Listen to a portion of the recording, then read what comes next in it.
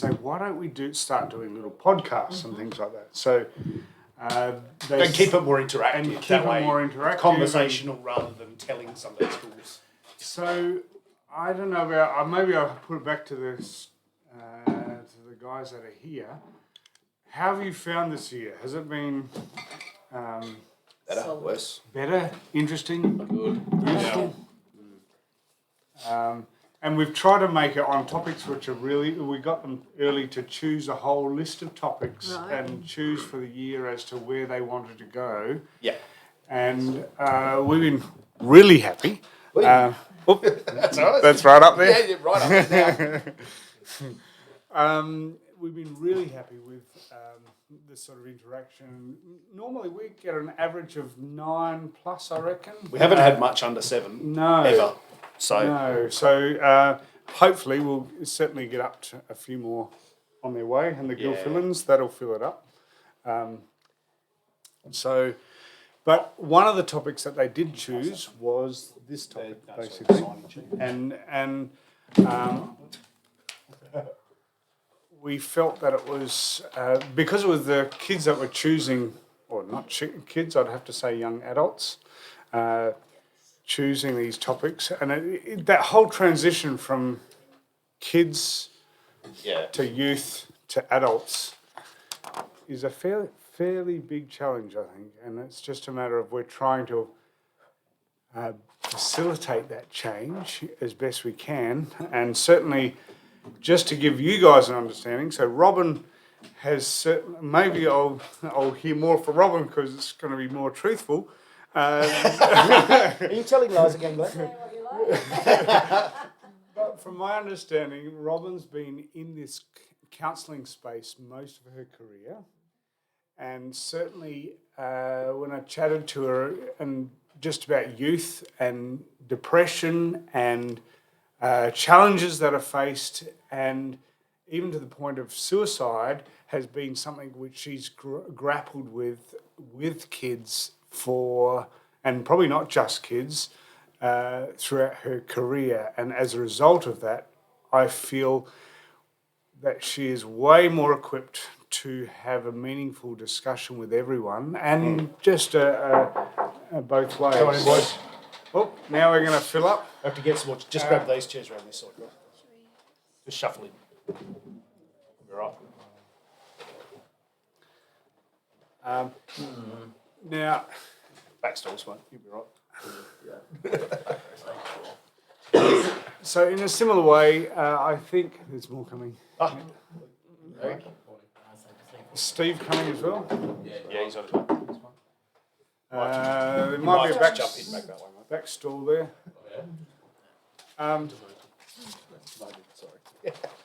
So we had the enjoyment at the Glandor camp earlier this year to have Robin come in and have a chat to us all about relationships and all sorts of things. And I'd have to say it was unbelievably, I was very appreciative. So thank you. So where do we want to go? Pop it straight across with Robin, and maybe she can. I mean, so the topic we had was suicide was also identifying people at risk of, and what the signs are. So obviously, someone with a level of clinical background was important to have that conversation. So hence reaching out to Robin and having her here. So we didn't really have any other plan around that apart from sitting in here and going, "Wow, great, over to you." But that might not be the best way to handle it. If you want. All right. So hi everyone. If I get your names, I won't remember them probably. So just say who you are when you ask me a question. Yeah, I've worked for many. I was originally a teacher for a few years, and then I sort of did some other training, and I worked for a long time with child and adolescent mental health service. So that's used to be the mental health service for up to 18-year-olds. I now have a private practice working with adults largely. So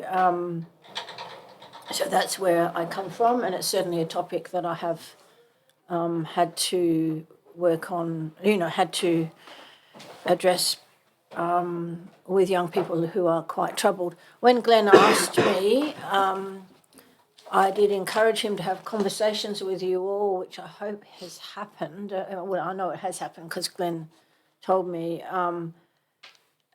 When, here, I guess. yeah, when you open up these types of topics, you've all got your own relationships with people who may well have been troubled, or you may be quite troubled yourself, and I can't know about that.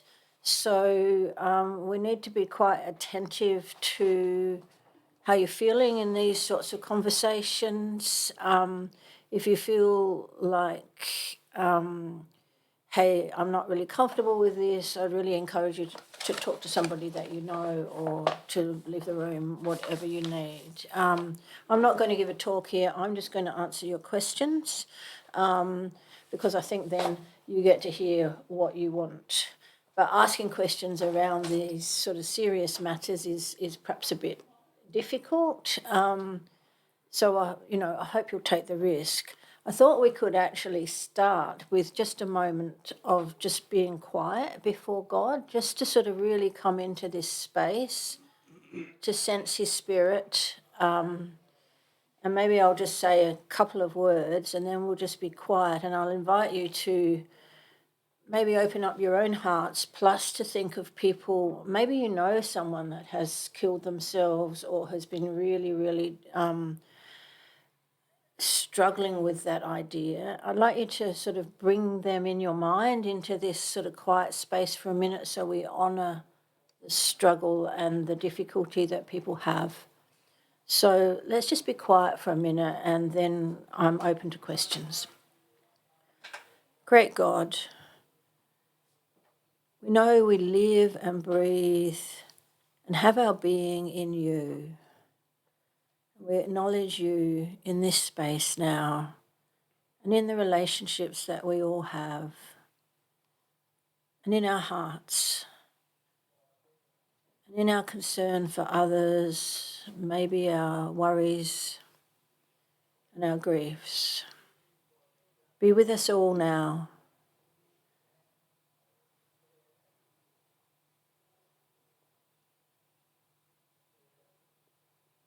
We offer our thoughts and our questions to you. And personally, I pray that you are with me in any answers I give. Through our Lord. Amen.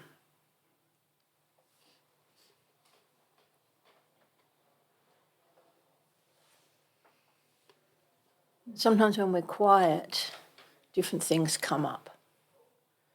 And we live in a noisy world, don't we, that fills us up all the time with lots of thoughts and worries and things. So just being quiet and dropping down is a really useful thing to do.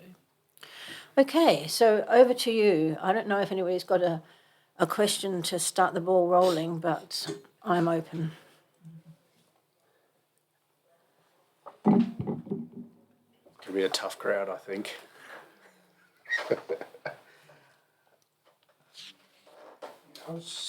I've certainly just got one, which is only a couple of weeks ago I did a talk at Glendore about the power of words, and it was initially initiated from here, and probably an experience I've had in my life where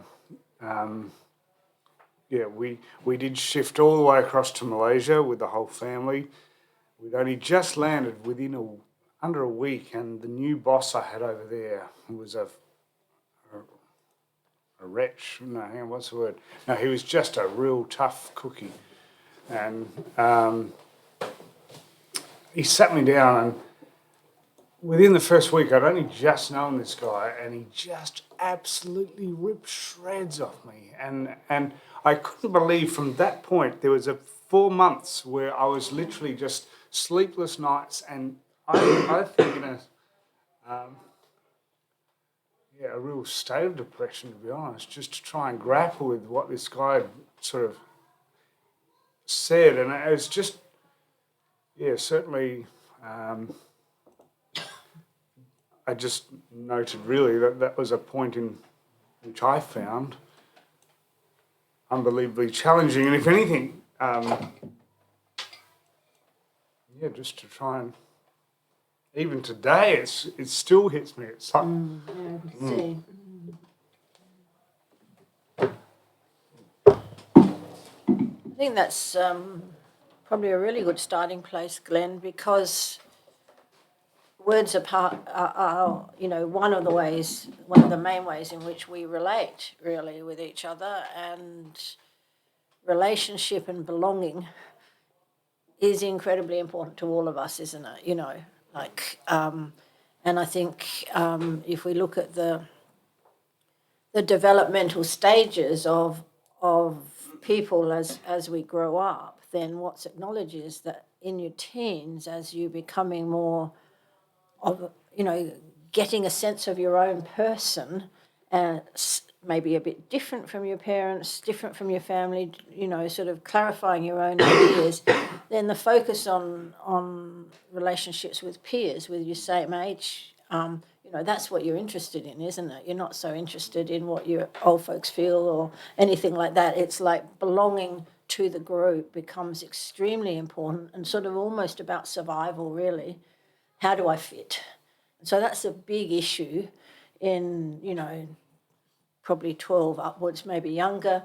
But, and then probably what we know is that, by the time you get into your late teens and early 20s, you're beginning to get a bit more of a sense of who you are and how you fit, and maybe whether you fit or you don't with your core group, and maybe feeling a bit more comfortable with yourself. But some people remain highly anxious. So, Glenn, you said that you couldn't sleep because, it felt like depression, and that would be one label for it. I would say there was also a great deal of anxiety. You're in a new setting. You don't know the rules in this place, what people expect.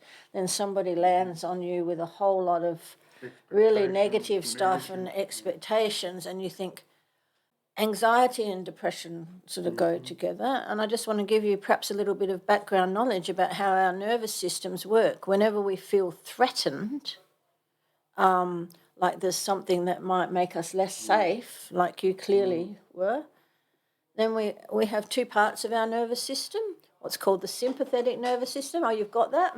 No, you haven't. No. Doesn't matter. No. It was an old drawing. I did have that a while ago. No. Fine. You'll just have to watch my hands, I think. But we have what's called the sympathetic nervous system, which is the part of us, you've probably heard about it, that sort of energizes us if we're under threat. So it's the part, we call it the fight-flight part, or if you're really scared, you might freeze. If there's nothing you can do about it, you just immobilize. You ever seen a cat with a mouse? So sometimes the mouse plays dead. Can't run away, can't fight, it freezes. So we have fight, flight, and freeze. What that is adrenaline and cortisol, the main stress hormones, some others. Some of you might be, studying this stuff, I don't know, that just get flooded into our system. What they do is they put all the energy out into our arms and our legs so we can run, so we can fight. They shut our digestive system down. They make us breathe faster to get oxygen into our bloodstream, give us energy all out. And so we feel sick often. We can't sleep because we're sort of going round and round. What can I do? What can I do? What do I need to do? And often when we start on that circling sort of anxious thinking, we can't, it doesn't help us that much because we're just going round and round and round in circles. So some people will have experience of not being able to shut their thoughts down enough to really think clearly. So that's what happens when you're under quite a lot of stress. And if that gets stuck and you can't resolve it, you can't get into a place where you feel safe and secure, or do something to help yourself, then that becomes like sort of almost a chronic pattern. So if that goes on for too long, what our body does is the other half of our nervous system is called the parasympathetic nervous system, and that's meant to be for relaxing and for resting. If you can't do it sort of in a natural sort of way, it will just shut you down. It will just sort of collapse you right into an exhausted and no energy, everything's an effort type of space. And so most of the time in our lives, we go up and down during the day, have a happy period and then feel a bit flat or tired, and we rest, and then we, bounce back. So we do this. But if you go up over what's called the window of tolerance, what you're comfortable with, into high arousal, then sometimes you'll drop right down into extremely low arousal to sort of break the pattern, really. And then you might get stuck there. So that's sometimes where depression or anxiety sort of, that's sort of how the pattern works. It's quite physiological. So we think it's what we're thinking maybe or what we're feeling, but actually it's a lot to do with our bodies as well. So then the answers are sometimes around body type stuff, making sure you have enough rest, taking some worries off if you can, anything you can drop. I did that with Glenn this week. I said, hey, can I put this off another week? He said, was the coffee trade. And because I was feeling like I was a bit overladen. And fortunately, it was a momentary feeling, and I realised I would be fine. So that sort of reducing some stress is one of the ways, but also doing physical things or getting rest is also quite important. These are sort of basic ways in which you can look after yourself. So I don't know if that's helpful. How did you come out of this? Okay, that's interesting.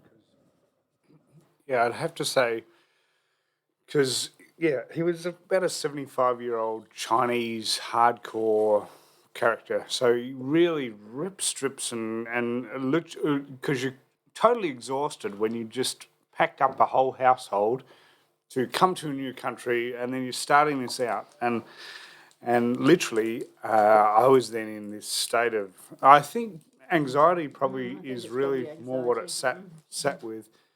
And then I remember finally my boss from Australia came across to Malaysia, and I sat down one night and just poured it all out. And I couldn't believe that it was almost like a switch that night I just slept solid. It was, because instead of going around here, you talked it out. It had all gone out. See how when we put something into a relationship where we're heard and the technical term is we're validated, people say, hey, that makes sense, then it's weird. We feel a bit better. And so that's the next thing, is not to hold it in, but to actually find someone, maybe a friend, maybe a relative, maybe a counsellor or a doctor, someone you can say where they don't say, oh, don't be stupid, pull up your socks, get on with it, stop, like where they take it seriously enough. And I imagine your boss did that, your Australian boss. He's also the same culture as you, so he could get where you were coming from more, etc., etc. And then where it finally ended up, which was kind of a bit unusual, this same guy in 12 months' time turned around and said, I have never seen a project run so well in Moods. And sort of did the reverse, basically. And I'm saying, well, what the heck didn't you see in week one? So anyway, so in the end it did actually turn around, and it was a really successful outcomes and projects and whatever, which did actually... This brings up something else, Glenn, which is, and this happens in differences between families as well as differences between cultures, really. We have different expectations. Some parents think the way to bring up a kid in order to get them on the right path, so to speak, is you have to be very strict and you have to tell them off and be quite tough on them. That will make you quite anxious, and it'll make you really wanting to try and stick to the rules, or it might make you really rebellious, one or the other. But other families may be, very laissez-faire. Oh, yeah, they'll work it out themselves, or, they're sort of quite loving and listening and those sorts of things. So some of the skills around, This man obviously thought from his culture and his background, well, you just have to come in heavy or they're not going to work hard.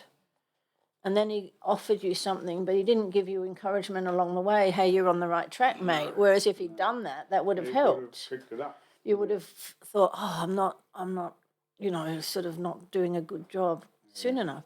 So some of what makes us scared is other people's expectations, not our own. And that's not our fault. We need to sort of try and separate.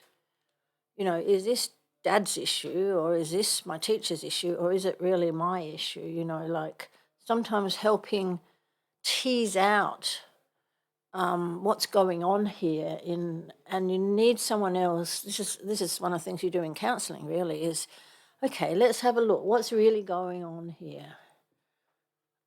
What's everybody thinking and feeling, not just you, so that it doesn't get stuck just in your own head, really, and your own body. That's one of the things that makes a big difference. So, I can't encourage that enough, reaching out to talk it out with somebody. But, I don't know, your age is here, are you sort of like, 17? Anyone, yeah. 6, yeah. So upper teens, early, beginning of 20s. So you've learnt heaps and you've worked out how to get through those really yucky early years of teenage.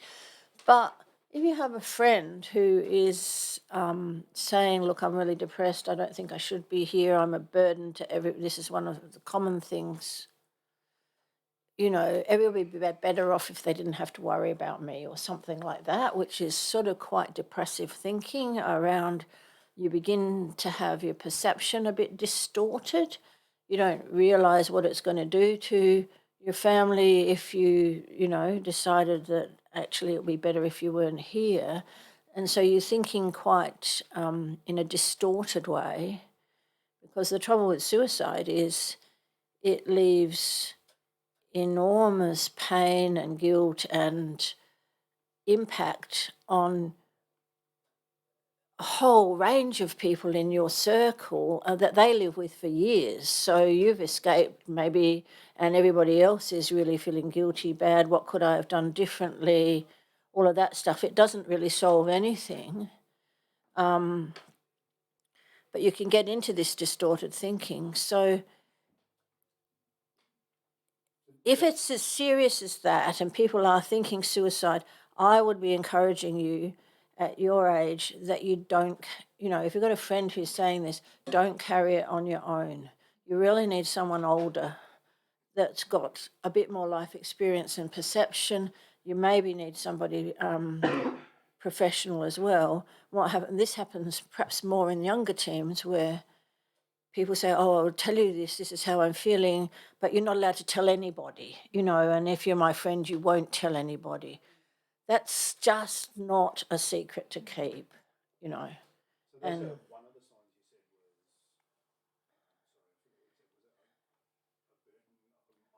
said a common thought of people who do end up attempting suicide or successfully doing it is, my family would be better off without me. I'm too much of a problem. I'm a burden. And it's such inaccurate thinking. Your family's going to be much worse off because they're going to have to live with, how couldn't we help this person? And we love them and we haven't got them, and they're going to... so it's completely wrong thinking. But when you get depressed, you don't realise that because you're just going round and round in your own head. Yep. Yeah, actually, this is something I experienced Yeah. In my earlier years. And I went to see a psychologist about it because I had no idea what to think of it, right? Yeah. So I was in the exactly same situation. Yep. And the first thing they got me to do over the first few sessions we had is have exercises to snap out of that frame of mind when it happened. Yep. So this is the subject of, I no longer am of any worth to anyone, and you need to snap out of it. So she gave me exercises to do, things like she said, when you're thinking of that moment, just think of yourself as a caveman, and say to yourself, now, what are cavemen afraid of back in the caveman days? Well, they were afraid of saber-toothed tigers, right? So what do? They got to fight, or they fly, right? Or they freeze. But then you say to yourself, wait a minute, is there a saber-toothed tiger around me now? No. So am I in any danger? No. This was one way to help me de-escalate my level of stress and depression. And your catastrophic thinking, like this terrible thing will happen. So, exactly. So we do this sort of what-if thing. We think of all the worst things that could be happening if people are bullying us, or if people are having high expectations at work or school or uni. And, it'll be so embarrassing, so shaming, all the rest. And then you realise exactly that, is it the worst, am I actually in physical danger? No, we're not. And our nervous systems were created, when we were often in physical danger, and then you run away or you fight, and then it goes down again, and you can relax. Because we have mental dangers in our head and emotional dangers, we often don't resolve them. And that's why we need to talk about them so that we can see it more clearly. It's exactly right. One good, I'll let you say something else in a minute, but one good technique for that is, if you're very anxious, is what's the worst thing that could happen? And that'll be what you're dwelling on, going round and round. What's the best thing that could happen here? Like, I'm going to fail my exams, I'm going to fail my tests, I'm going to flunk out of uni, mum and dad will be mad, whatever. What's the best? Oh, I might scrape through, I might be all right. What's the most likely? And then you look for evidence, like you've said, is there a saber-toothed tiger around? I'm working with a lad at the moment who has a lot of panic and anxiety because he feels really sick. He's an anxious sort of person. So he's really terrified of vomiting or vomiting in public. So we look at the evidence. So when's the last time he vomited? He's 16 now. He was 9. So he's been terrified in school assemblies and things because he thinks he's so uptight and he might vomit and he needs to leave. But the evidence is, even though he feels sick, he's not going to vomit from feeling anxious. He's going to vomit if he's got a gastro bug, So we look at evidence. So that's, one of the cognitive behavioural techniques. Yeah. Do you want to say something else? Yeah, that's right. So the most important thing, I guess, to snap out of that subjective frame of mind that you've got is to have, the more tools you've got, the better equipped you'll be. So that was just one tool, the saber-tooth scenario. There was other ways, like when I would leave that psychology appointment, or when I woke up in the morning, maybe one day I would get up and go for a walk. So maybe I would walk back home from the place. And while I was walking, I would see how far in my mind I could count one by one. And if I got distracted by anything around me or my thoughts, I would start back at 1. All right. And I would see how far I could get.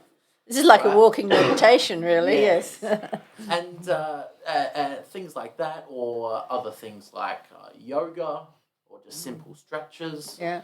Things to help you calm down, and many different techniques. Get the parasympathetic working rather than the sympathetic, Now, once my psychologist had been, and I was comfortable with getting out of that frame of mind, that's when we, as you said, start to focus on the evidence. So instead of looking at what you were subjectively thinking, you look at the objective of what you're have achieved in life. Yeah. And it doesn't matter how big or small you've achieved. Every little thing counts. It counts, and you might not know it, but there will be a lot of people that have been influenced by your uniqueness, and it pays to actually look at that, and you can see that it helped that one person, and that might change everything, and you can see, you can start to develop new sort of feelings once you've come out of that subjective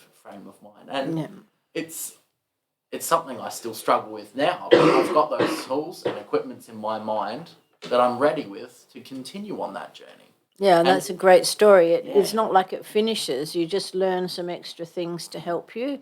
A bit like you learn if you play a sport, you learn some skills around, kicking, catching the ball, or whatever is the sport that you're playing, exactly the same. So it is about building up mental fitness, really. And what you were doing there, you were describing, is there's a part of us always that is a bit of an observer self that can watch the awareness part of ourselves, that can sort of watch our thoughts. Some people think what they're thinking is who they are. Anybody here that thinks that? It's sort of like we just live in our heads and we think whatever we're thinking, that's reality. And if we have a part of us that can, as you did, start to notice when different thoughts are coming up, then we're making a bit of space between our thoughts and another part of us that's sort of aware. And sometimes another technique, if you're just getting caught in thoughts, is actually to send yourself, you can do this as you're trying to go to sleep, if you can't sleep and you're really lying there and worrying, just notice the part of you that can observe yourself and send it on a trip through your body, like, oh, what's my breathing like? What does it feel like in my toes? Are they hot or cold? So your thoughts will be going on, but you're not taking too much notice of them. You're using your awareness or your observer self. So a lot of the mindfulness and meditation exercises are around tuning into awareness rather than thinking. You don't necessarily try to stop your thinking, but I'm just going to focus on my breathing. So, and that is often very calming, particularly if you let a long out breath out. So, part of the rest and relax nervous system, the parasympathetic nervous system, is mediated by something called the vagus nerve. And the vagus nerve runs down the back of your throat, head, through, and it goes into your chest, around your heart, it goes down into your stomach, but a lot of it comes up into your face as well, because it's what we use for social connection, smiling, eye contact. So it's the rest and relax part. We can't really rest and relax and socially connect and feel safe unless we're in that sort of more relaxed side of our nervous system. So one of the ways to switch that relax, calm down part of our nervous system on is through a longer out breath. Just try it. Just sit for a minute and just notice your own breathing. Some of you might be breathing shallow, some might be breathing a bit deeper. It doesn't matter. Don't try and change it. Just notice what your breath is doing if you can. Just this is part of using your observer self. And now, if you can, maybe count, 3 or 4, whatever is about right for breathing in, and then slow it down as you breathe out, so you breathe out longer. If you want to put your hand on your tummy, see if you can breathe out and sense your tummy, sort of breathe in and then breathe out so your actual tummy is moving. But make the out breath longer.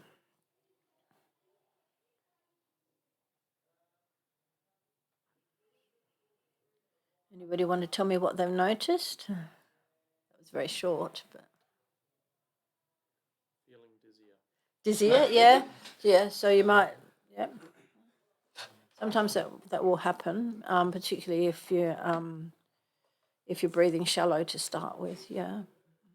I think you can sense your heart rate go down. Your heart rate goes down if you can feel your heart rate. It usually puts you into a sort of slightly more relaxed state. So what happens is it's like the out breath is like a little switch through your throat into the vagus nerve, and it sort of turns on the relaxation side. So, how many people watch football? this is a sport analysis, but I think the guys quite like it. When a guy marks, or a woman, marks the ball in front of goal, and then they're steadying themselves and they're, 40 metres out or 50 metres out and they're really wanting to kick a goal, what do you see them do? They catch the ball, they breathe in, and then they to settle themselves. It's the yoga calls it a ujjayi breath or a victory breath. It's a so this steadies you, and then they kick. They don't just keep going, so they calm themselves. So again, it's quite physical. So you might like to play with that if you're feeling a bit uptight. I mean, we sigh, don't we? Sometimes if we're in a tense conversation or we're feeling very tired, we sigh. Again, that turns on the rest and relax side of our nervous system, which sends blood to our digestion and to our vagus nerve so we can connect with people. Yeah. I think that's probably a good point at that point to go, okay, what are some of the signs we should look out for? How many people here have had friends at school or work or that have had mental health issues? Yeah.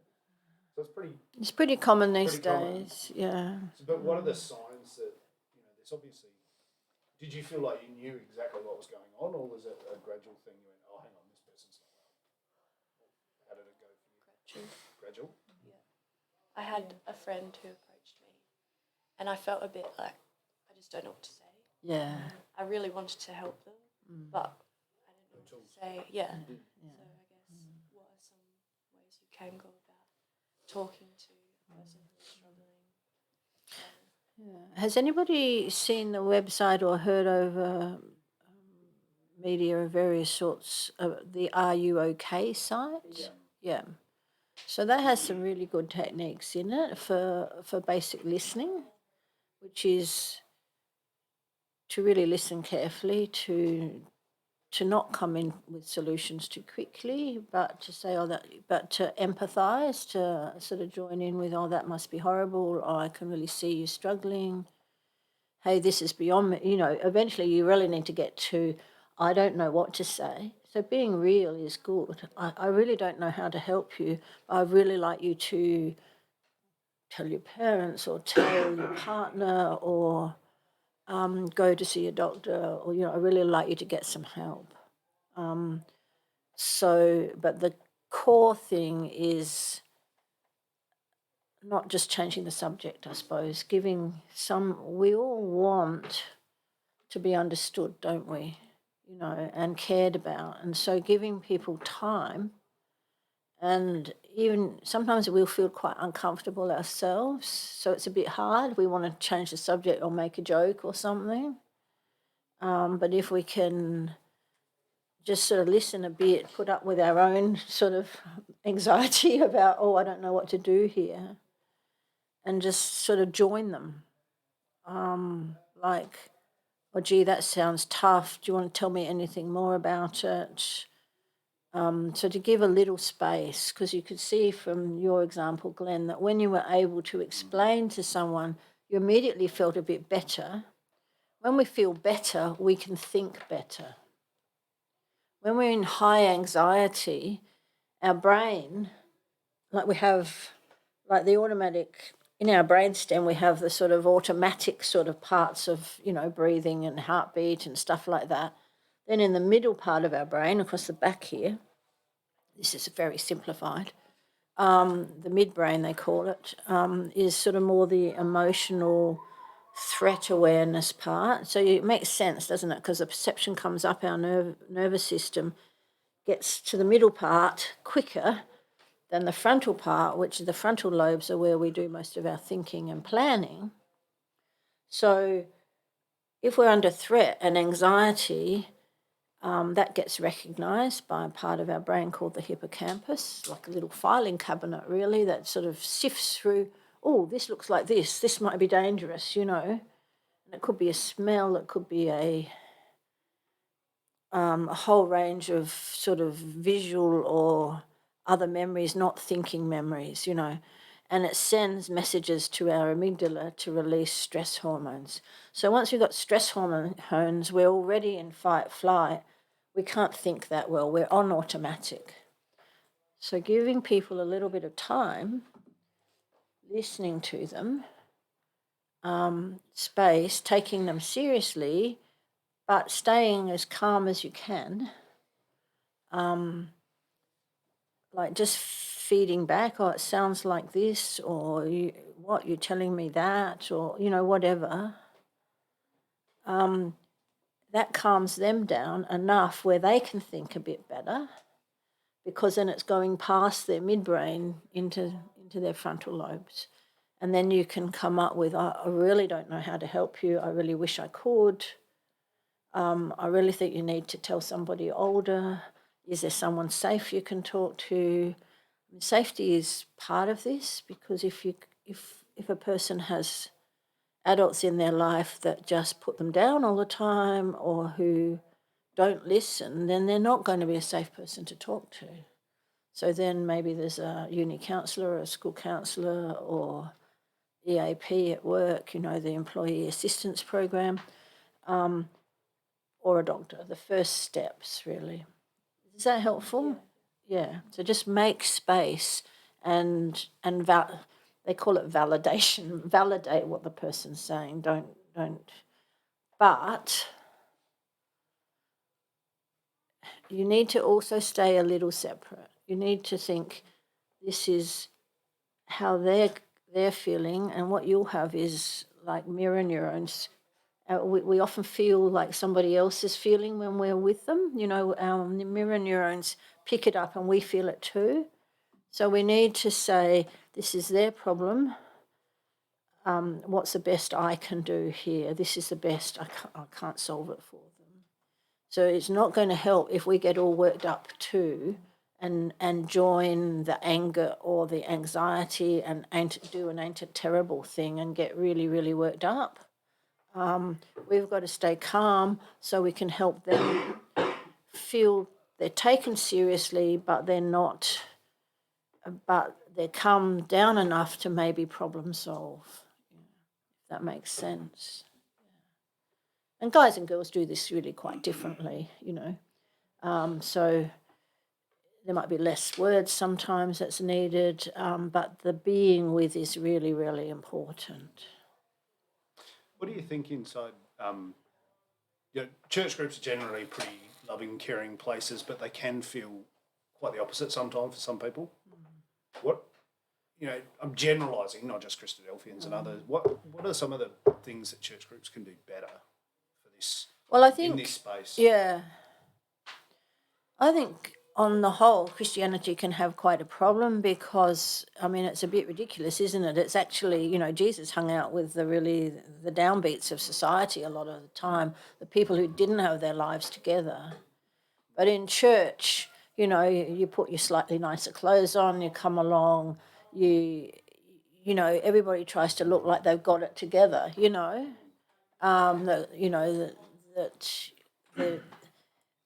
it's quite hard to be real about your life. And so I think a lot of Christians get into sort of pretending things are better for them than they are. And they wouldn't feel that free to say, I'm really struggling with this, or maybe they have an addiction, or, maybe they're sexually active when they think they shouldn't be, or maybe this or that, getting real about what's going on, or something you've really been ashamed about.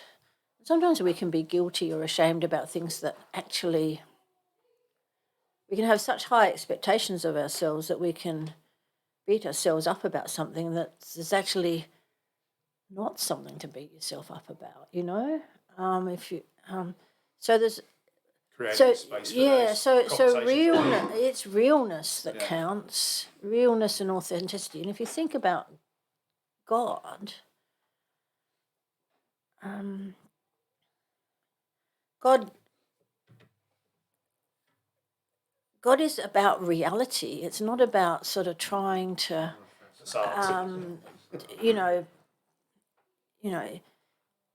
impress or anything. I mean, he already, he knows that we're going to fail all the time. So that's not the issue. And you think about Jesus, who came and got involved with the grottiness of life, and then he was treated in really cruel and violent ways, and God was there joining humans in their suffering and in what they struggle with. So we don't have to be scared about our suffering.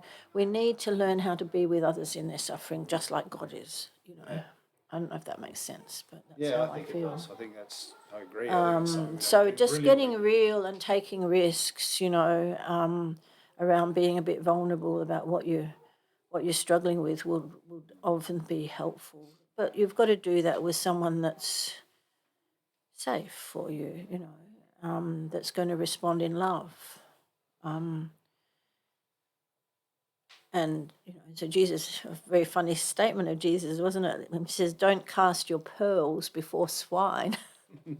I'd take that to mean don't give the most vulnerable parts of yourself to someone that's going to trample all over it, So be wise. Don't just go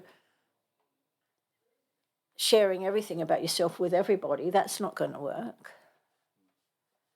But if someone does share something sort of personal or deep with you, just try and stay with them, be with them in it, and then, and think about, respond with connecting with their feelings more than their thinking to start with, until they feel heard, and then respond with problem solving if you can. But I'd really recommend that Are You OK site. That's a good thing to look at. There's little videos there too, I think, around responding to people. You did mention earlier too, because that can be a really damaging thing too. I think at times is you do come across the people which are just pull your socks up and just like you're trying to. You have a problem, or not a problem, but you've got an issue that you're trying to work yourself through, and then suddenly you can hit real cold comfort if you come across people which are really quite just do this, and it's almost to the point where one sentence solutions. And it puts you, closes you down, and just it shuts you down. It just and I know. Yeah, and so then you've got to find somebody else, really, if you can. And I mean, hopefully this group here is, and you two as leaders are, is one place to find someone safe. I can't speak to that, but you're trying to make it that way. Yeah. I think it's hard in big groups. Of course, you can't feel like you can do that. So these, I think, smaller, 1-to-1, 1-to-2 environments for those conversations are, like you said, much safer. Yeah. And if you trust those people, so that's the spot to have it. And we often test, don't we? We sort of say we put one toe in the water and we test out and see what response we get. And if we don't get a sympathetic response, we don't go any further, hopefully. I think the important part in this group, certainly in these four walls right here, everyone wants everyone to do really well. There's no one that wishes anybody harm here. So even if you don't know them, you know their intentions will be good. Yeah, so then it's about building up the skills. And we can sometimes ask for feedback. I've tried to listen to you. Did that help or didn't it? Like you can actually ask. That's actually probably a follow-up question to the one I had before. So you identify the signs and you have that initial conversation with someone that might need some help. Can I talk a bit more about the signs? Because I probably didn't. I get distracted. Okay. So if somebody's, Glenn gave us some good examples, but, if they're not sleeping, if they're tearful a lot, crying a lot when they wouldn't normally have been, so there's sort of sense of overwhelm, low energy, and getting rocked by things that maybe, a year ago they wouldn't have bothered them.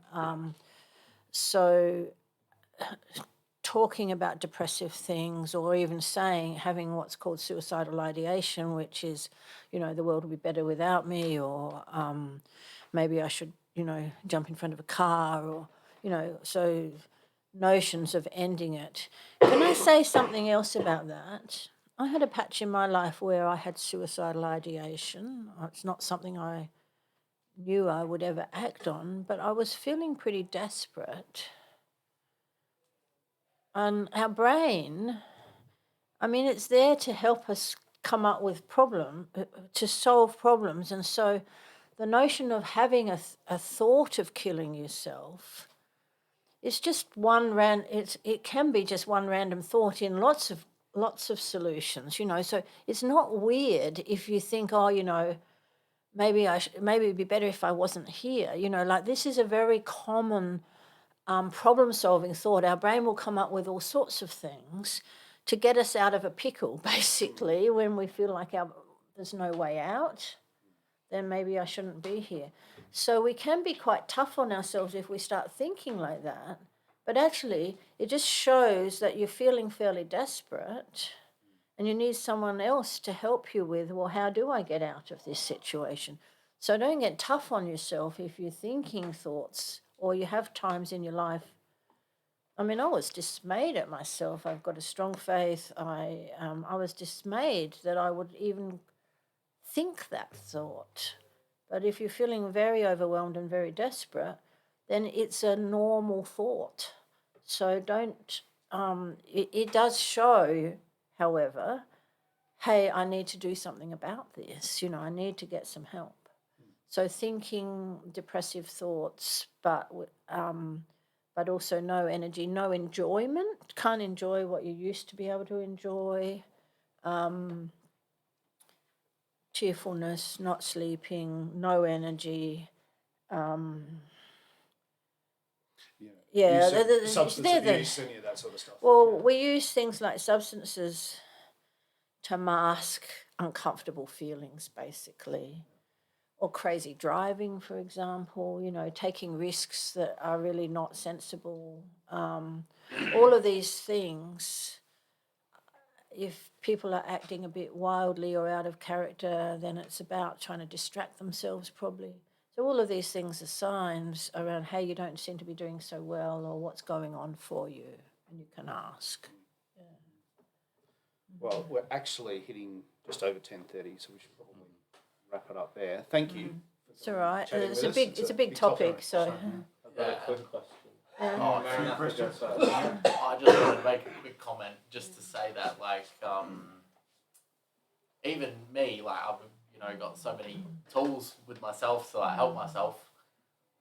Nothing beats a conversation where you open up to someone. Yeah. And yeah, you're right. They'll always be testing the waters to see, who's safe to talk to. Yeah. And there will be small windows where you're ready to open up. Yeah. And it's important that, if we are there and we happen to be the one that they... That we give them the space, yeah. Absolutely. Right. And it helps so much. And it never, quote unquote, it never gets old. It always helps. Yeah. No matter how experienced you are in mental health. Sure. Matthew, did you want to? You mentioned before about fight, flight, and freeze. Yeah. Is it possible to control them? No, they're instinctive reactions that are mediated by our brainstem and by the hormones in our blood, basically. So the only thing you can control is trying to calm yourself down. So then there's less hormones in your blood. So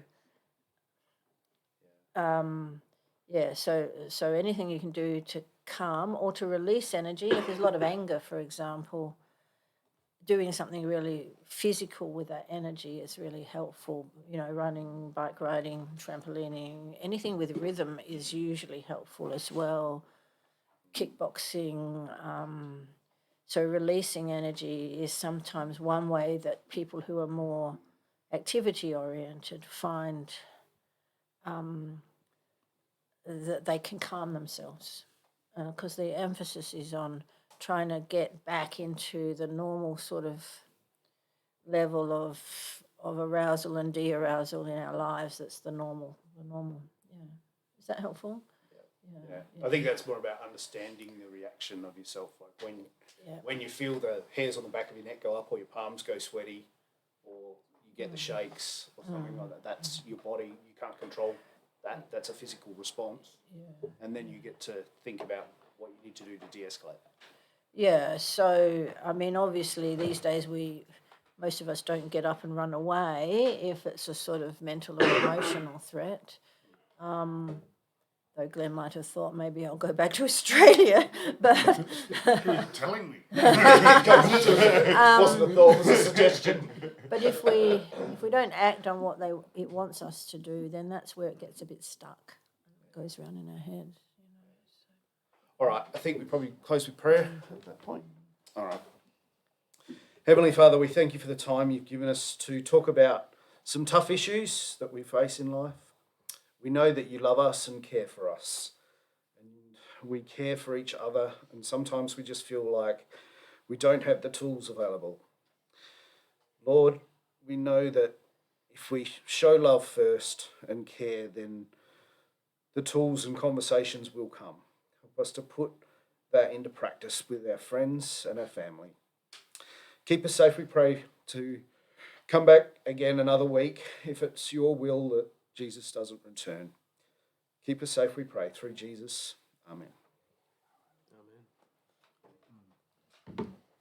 Can I just say one more thing, because I think it just relates to your question. A natural response after you've been into particularly a freeze response, but also flight or fight, is we often shaky, which is the body's way of trying to discharge the energy. So if you have an animal like a kangaroo or a deer that sort of suddenly gets caught in your headlights in the car and it freezes there for a moment and then jumps away, if you follow it, it will be shaking in the bush or the forest. And so some of the trauma therapists have really emphasised, I mean, our society doesn't really like, we try to damp that sort of stuff down, but if people are shaking, let them shake. Just say, hey, that's all right, that's normal. But we often get embarrassed, or if we cry. Response, yeah. So physical responses release our fear, and so shakiness is something not to be damped down, but to say, okay, if you need to shake, you shake and put a rug around you or something like that. Yeah. Excellent. Okay. Thanks, everyone. There you go, round of applause. Thank you for your openness. Glenn and I have never got that. Thanks very much. Yeah, again, probably the only thing I'd also say as well, because obviously this has only just been almost like a dip your toe in the water exercise, if anything. But if there is anything which people do feel like they want more conversation about, there can be ways, and if anything, I can probably, if you particularly liked Robin as well, is to whether I can share those contact details. I don't know. Yeah, I'm pretty full in terms of Okay. clients, Okay, but I mean, sorry, I'm maybe certainly that was a happy bit to be close to consulted offer, about situations. So use Glenn or Philip, and Okay. yeah. Yep. Okay. But just talk to someone you trust is the message. Thank you so much. Is that okay? No, that was really, really good. Yeah. Yeah, just